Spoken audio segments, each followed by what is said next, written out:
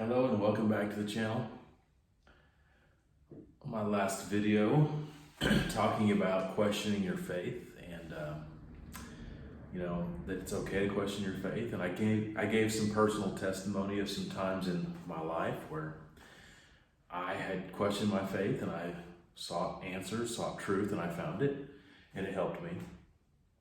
I did have a comment from a viewer who's, and it was a well thought out, long comment. It was civil. He wasn't calling me names. He wasn't trying to be rude. And he bordered on rude a couple times, but I had no problem with the comment. But he gave me a long comment, kind of showing me where he felt like I was in error, and trying to correct the error of my ways, I guess, and try to explain to me where I was wrong, and had a few things to say. Once again, no issues with the person. It was a civil, well thought out comment, so A-okay with that. I did want to address the comment, not point by point, because that's not what I want to do. I don't want to try to, point by point explain something or try to debate what he's saying, because he's just going to come back and try to refute or debunk everything I'm saying, which is really not the point of what I was trying to do on the last video. In fact, I think he missed the point of my video entirely. I say he, I don't know if it's a he or a she. The point of my video, honestly, it was probably geared more toward a Christian person who's wonders if they should feel bad that they've questioned their faith. And so my overall point was to give them the answer. It's okay. It's a natural thing and it happens, and there's nothing wrong with it. And then that was really the point, was not really about evolution versus creation. However, in all fairness, I did bring up that topic, so that's fine. And I did have kind of a sub-point, I guess you could call it, regarding evolution and creation, and my conclusion was, which is what my conclusion was years ago, because all this was is me telling a story, that I finally realized the answer to all this is there's no way to prove anything for sure. And even with substantial evidence on either side, it's supporting evidence, and there still has to be some faith involved. Of course, the person who made the comment disagreed with that, which is okay. So let me address just a few things that he said quickly, and then I want to try to get that person to understand the bigger point I'm trying to make and think the way I'm thinking. I don't think it's going to change any minds, but hopefully he or she will at least think about it. But the person mentioned my definition of micro and macro wasn't exactly correct. So I decided to do a little research, and turns out I'm 99.9% sure I am correct, but I did learn something. So that was good. That my definition was not 100% in line with the definition, the most modern definition that's out there. So I will be corrected on that. And technically, macroevolution, and this is me paraphrasing, is when you have, within a species, they evolve, they microevolve to a point where they can't interbreed anymore. And at that point, it becomes macroevolution. It's outside of their species. So I tried to Google and just do some research and figure out what's the rock solid proof of macroevolution. And they used certain types of rabbits who over many years, kind of like dogs, interbreeding and different things have happened, that you ended up having two distinct types of rabbits that microevolve to such a point where they can't interbreed anymore. And so that's proof of macroevolution. So I get that point. And technically, my definition was off a little bit, And based on that definition, yes, that is true. And then, of course, the natural objection would be, we'll just continue that on and you get macroevolution. But none of that changes my point. My point was, I don't believe that it's going to continue on, and one of those rabbits is going to end up looking like a squirrel, and one of those rabbits is going to end up looking like a saber-toothed tiger. And I know I'm exaggerating, I get that. But the point is, I don't foresee it continuing to get such a gigantic difference. I see nature having more of a status quo, and so those two rabbits can't breed anymore. They're still rabbits. I don't see a big change happening. Obviously, that's up for debate. Obviously, people are going to disagree with me, but that doesn't change my mind in the slightest. And then the viewer made the comment that I don't understand the difference between a hypothesis and a theory, and that a theory is proven. Well, once again, just a definition difference, missing my point. But I did look up a definition. This is from Jay Gould, who famous evolutionist, and basically what he said is a theory is a structure of ideas that explain and interpret facts. So it's not a scientific fact or a scientific law. It's not gravity. It's not just a simple math equation that produces a given result again and again and again. It cannot be observed like a scientific fact can be. But if you read the most modern definition of a theory, yeah, I'm paraphrasing, but basically it's, it's an educated guess. It is what we think to be the case based on our evidence and repeated testing over and over and over again. It's just simply an educated guess with testing behind it. I have no problem with that, but it's still not a scientific fact, and it's still not a scientific law. So once again, maybe I was slightly off on what I said about the definitions, but this is semantics here. It's missing my points completely. So, I want to just try to explain something. Okay. First of all, I made this point in the earlier video. I'm going to make it again. Let's be honest here. We don't know everything.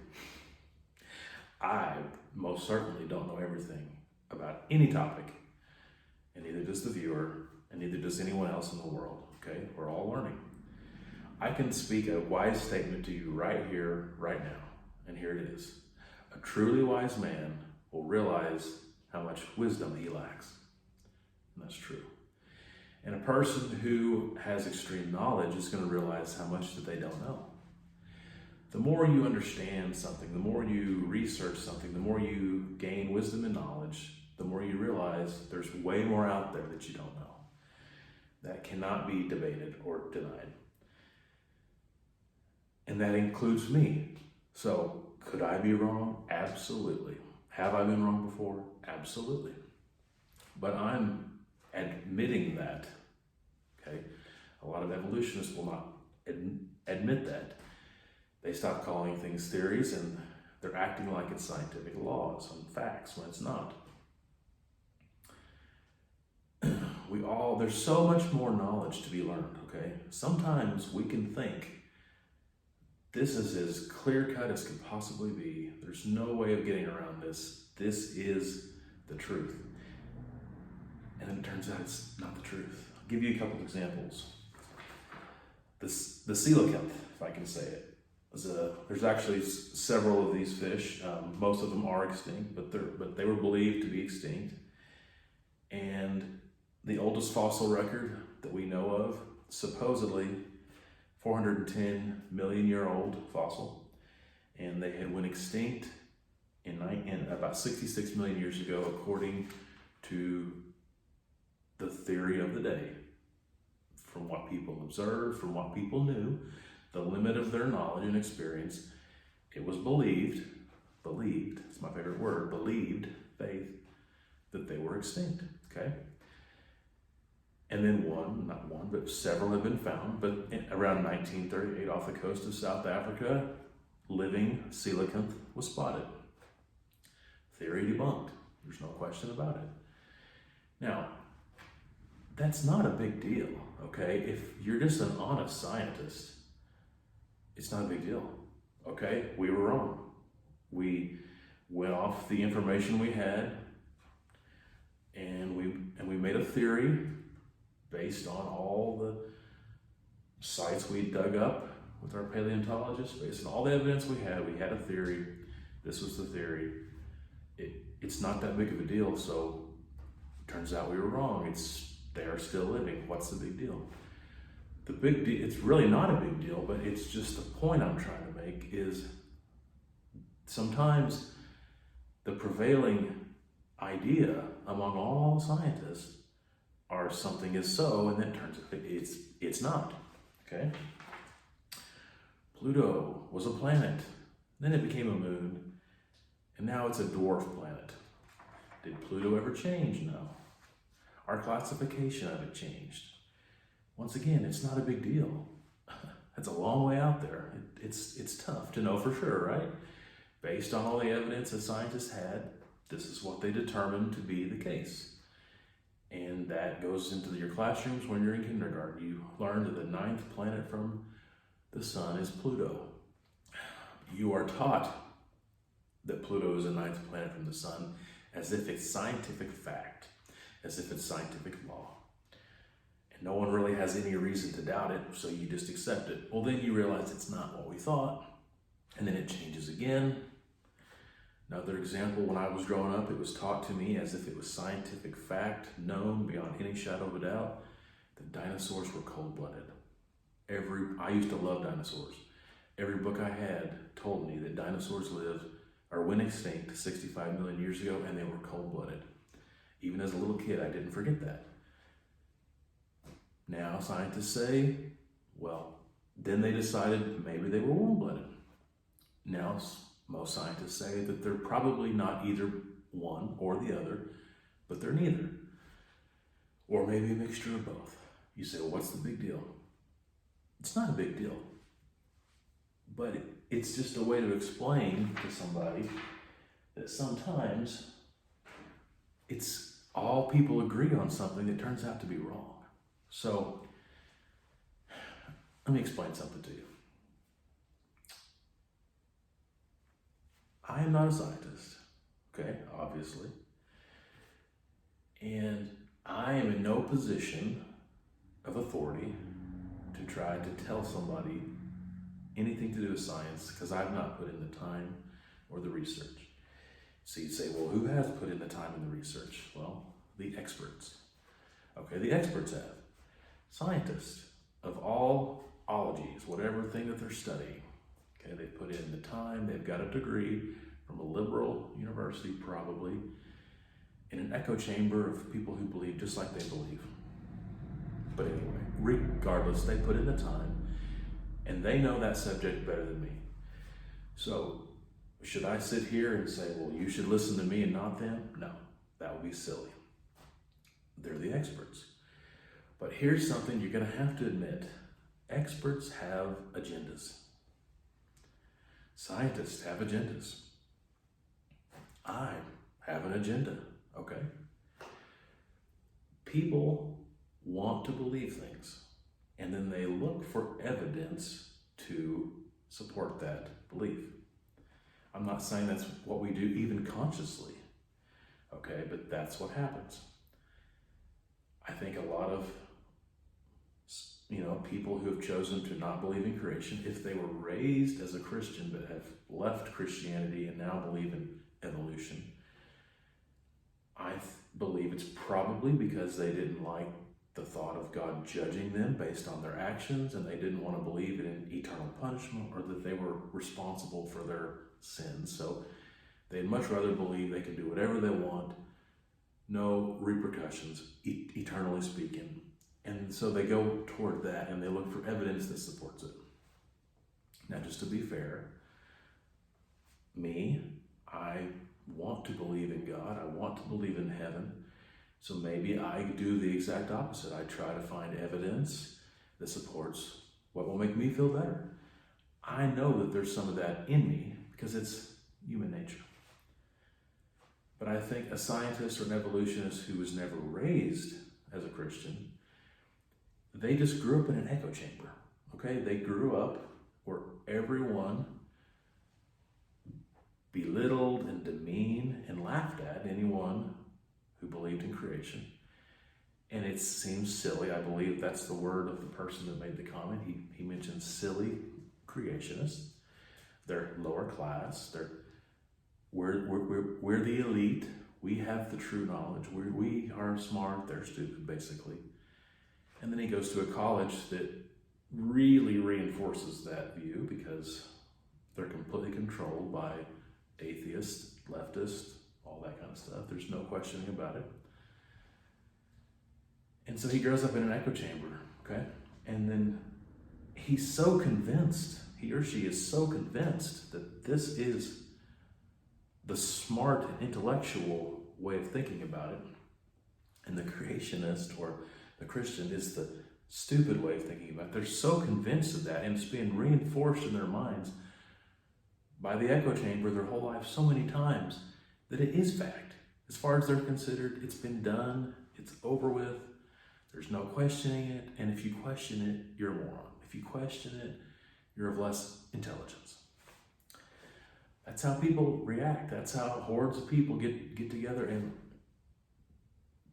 make themselves believe something that is technically not proven. Microevolution, there's no question about it. But the macroevolution I'm talking about, forget that rabbit study or forget something else, it's not provable, okay? The fossil record, it's debatable. There are gaps in the fossil record. And I don't want to go down that road because that's a road of you debating me debating you, and it'll never end. Let me rise above that. Once again, restate my point. You can come up with a list of facts. I can come up with a list of facts. You can come up with a list of experts. I can come up with a list of experts. The point is, there's faith involved on either side. You can't deny that if you're legitimately understanding it. But scientists have agendas. What if I had enough money, had enough time, and I decided, okay, I'm sick of being labeled a non-expert on a subject. I'm going to quit my job, and for the next 15, 20 years, I'm going to go to the best schools in the world, best in quotations, going to get the best degree. I'm going to become a doctor of whatever kind of science that I choose as the best, maybe multiple doctorates. And even if I have to lie to people just to tell them that I believe what they believe, just to pass the test, to get through the classes, whatever, I'll do what I got to do, and I'll get grants, and I'll do the research that I want to do, and I'll, in 20 years from now, get close to 60 years old, I can say, I am an expert. And based on my pedigree, based on my schooling and everything, you could not doubt that. You could say, he is an expert. And I guarantee you, I would have learned a lot of things that I had no idea. And I guarantee you, I would have figured stuff out, and I would have realized I was wrong about some stuff. But hypothetical, what if after all that time, the beliefs I have today are the same? And I stand as an expert and I say, you have to have faith in evolution or creation. There's faith involved. It can't be proven 100% either way. Would that change anyone's minds? No. Because people like that already exist. Would I have an agenda? Let's be honest. Yeah. The whole point of that would have been me having an agenda from the get-go. But you don't think other people have agendas? Probably when they're younger. You know, they grow up and they're in that echo chamber, and that's all they've heard, and they want to become an expert, and they want to put down these stupid Christians, stupid creationists. And so you don't think they have an agenda from the beginning? You don't think that they're biased? I mean, really, do not really believe that scientists can have an agenda or that scientists can be biased? Of course they can. Like all other human beings, including myself. See, a person can decide something. Well, here's what I believe. I believe that the dinosaurs went extinct 65 million years ago. And maybe there's 20 other people that have different time frames. Maybe it was 100 million years ago. Maybe it was 200. Maybe it was 30 million years ago. But then over time, another famous person says, no, I think it was 65 million years ago. And then before long, 100 years has passed, and we've just went with that same theory so long that we're tired of calling it a theory, that we're tired of calling it a hypothesis or an estimation or an educated guess. So we just assume, you know what, let's just all get together as a community and say, this is what happened. Let's just move on. We don't want to stay here. We want to move on to bigger and better discoveries.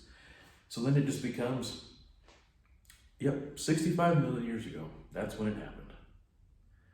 Maybe. But it becomes set in stone when it's not set in stone. It was never set in stone. How many books have you read or television shows, specials have you read where you hear words like this? Scientists now believe, or many scientists now believe, and then whatever they say after that, you're just supposed to accept it. Well, if it says many scientists now believe, then some don't. Okay, that's something to think about. And if the word believe is used, that should be a red flag. They're not supposed to believe in something, they're supposed to only go by the facts, right? But we don't think about that. We just hear many scientists now believe, whatever, and then we just accept it as if this is science. And if someone tries to dispute that, we say, oh, no, scientists said this. Who is the scientist? Well, I don't know. It was said on television. And even if you went down and you dug up and you found out who specifically said it, you don't think those people could have agendas or have biases? Maybe. Now, if you're a person out there and you believe every scientist is as innocent as a child and has no preconceived ideas, no biases, and no agendas, and they just come in looking for facts, and everything they believe or even theorize or whatever is based off of the facts that they have observed or have seen themselves in a laboratory. If you believe that, you're naive.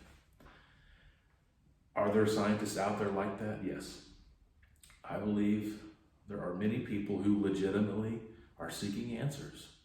That's why I said in my last video, I can respect an agnostic, because they're not trying to tell you this is for sure how it is, but they're trying to tell you, I don't know, but here's what I believe, and here's the evidence for it. There are lots of scientists out there who don't agree or disagree with anything. They're just, let's just do tests. Let's just do laboratory research. Let's just see what the evidence says. And they base everything off of that. And then when you question that type of a scientist, they will tell you, we can't be 100% sure of anything. The Big Bang sounds like a good theory, and here's evidence that supports it. But we don't know 100%. We're not 100% sure of how evolution ever got started.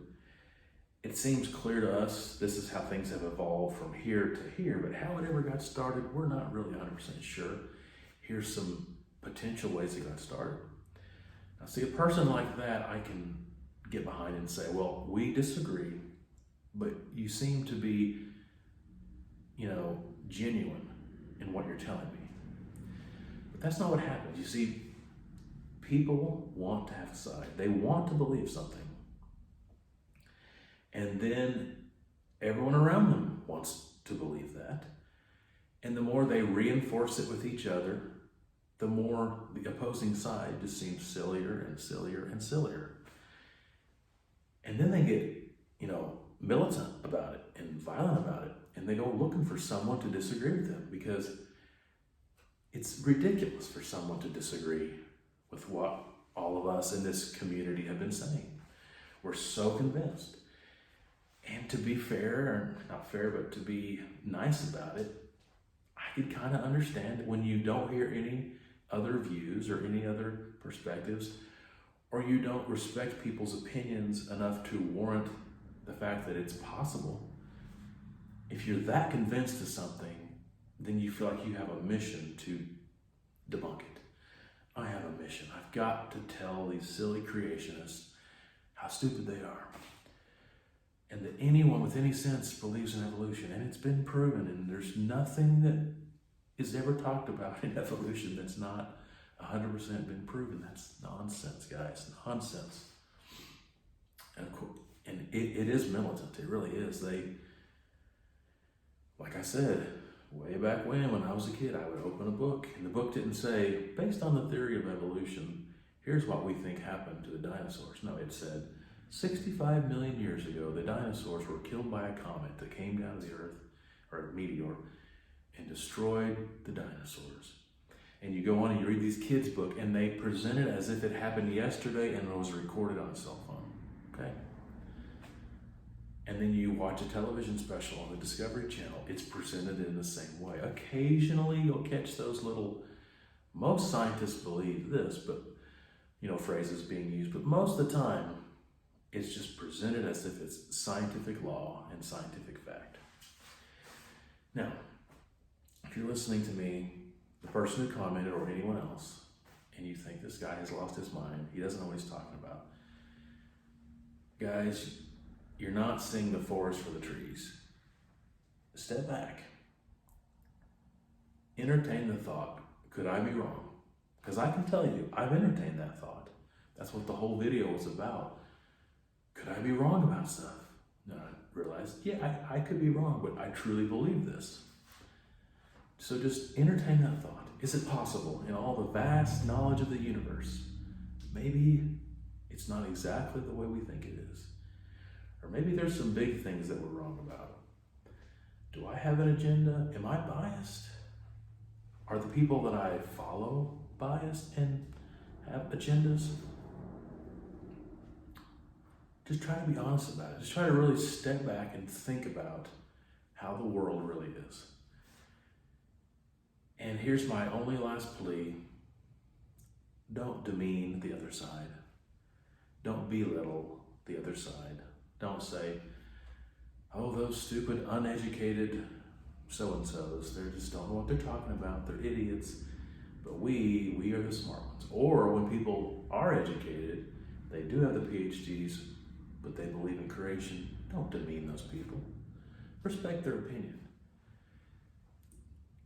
I guess I'll just stop it there, but that's my response to the person's comment, and I just hope you just think about it. Sometimes, guys, things can seem so clear, cut and dry, but you got to step out of the echo chamber. You got to listen to both sides. You got to have respect for both sides, and then make up your mind. But even if you've done that and you still believe that I'm stupid, don't know what I'm talking about, okay, that's okay. But let's not belittle each other. Let's respect each other while I seek for my answers and you seek for your answers. So hopefully you've enjoyed this and it's been interesting at least. Until next time, take care.